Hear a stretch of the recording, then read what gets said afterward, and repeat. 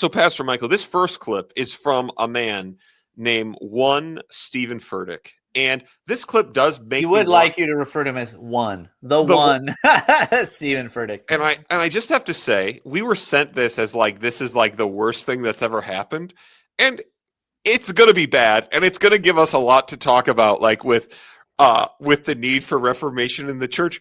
I will just go in, just so everyone knows the kind of energy I'm bringing to this clip. I have never been more endeared to the man than I am after watching this clip. So by the way, Steven Furtick, a man that won John MacArthur, called Obviously Unqualified. Steven Furtick, being a branding genius, immediately took that title, published a best-selling book called Unqualified about his call to ministry. And so Steven Furtick, a likely ghost-written book, by the way. Almost certainly ghost-written book. It was before AI, right? So it wasn't AI yet. Steven Furtick, whose sermons I tried to listen to back in the YRR days because he was hosted at a Mark Driscoll conference. That's right. And I went and started listening to him, and I said, these are literally miserable. They are. This is my experience too. It is unlistenable, by the way.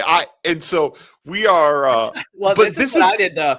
This is I first I think found out about him when he did the elephant room thing. Yeah. Oh yeah. They just announced it wasn't even happening yet, or they hadn't like broadcast it yet. But there was all the list of all the pastors that were going to be there. So I just went through and I just clicked on them and I went and looked at their churches.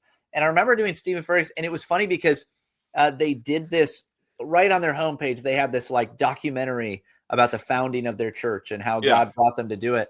And they have all these pictures of him and all of the like guys that were helping lead it beforehand. Yeah. And they just looked like regular guys. Oh yeah. Even Steven Furtick, just a regular guy. And then it was always them then talking in documentary style to the camera. And every single one of them had like bedazzled jeans and like frost tip faux hawks and stuff like that. And I was like, I cannot take this seriously. I cannot do it. I think we might have reached the end point of Steven Furtick's trying to sell himself. So, Pastor Michael, as we watch this clip, what I want you to answer by the end of this clip is, you are a person going to this church, and I want you to like tell me why you are going to this church by the end of this clip. That is literally the question I want answered, because I think it's a live question by the end of this.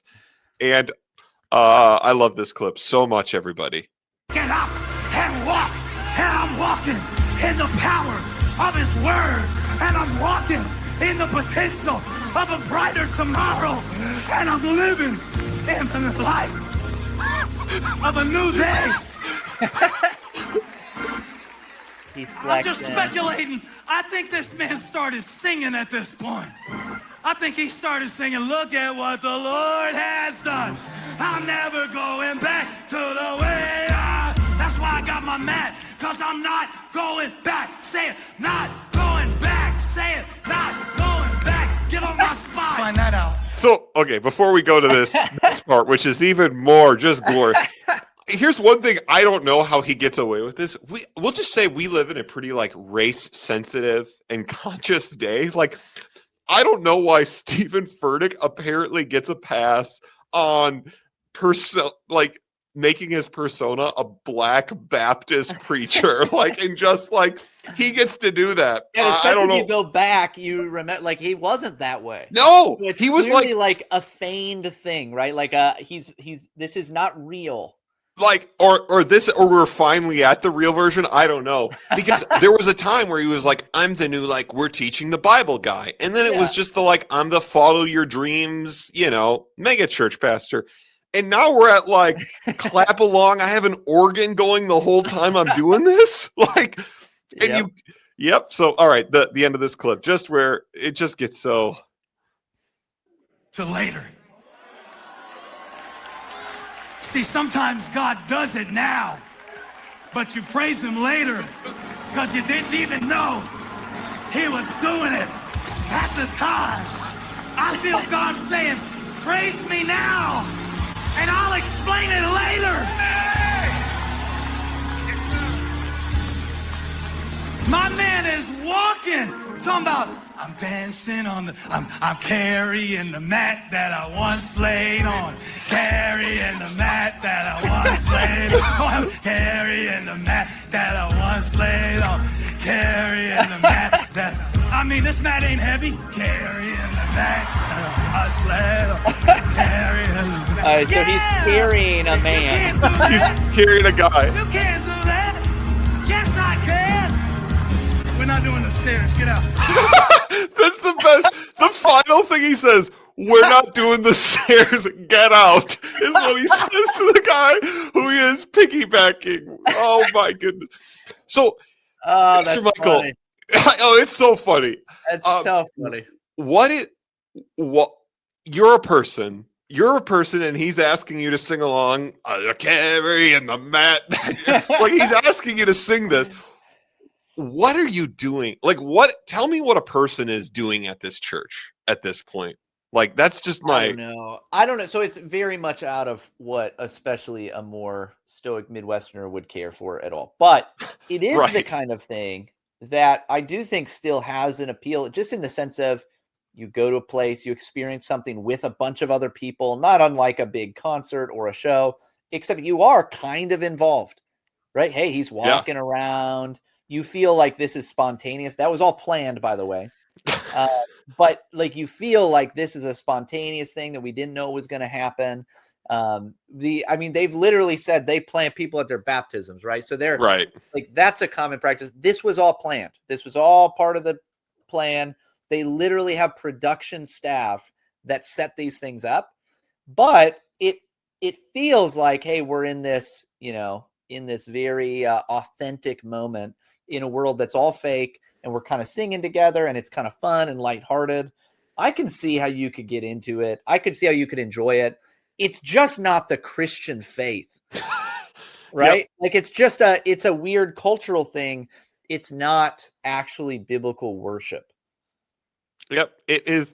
It isn't. And again, Can I say, by the way, did you see the video where he's dancing around and he was like, I feel like I'm on cocaine, but I've never done that.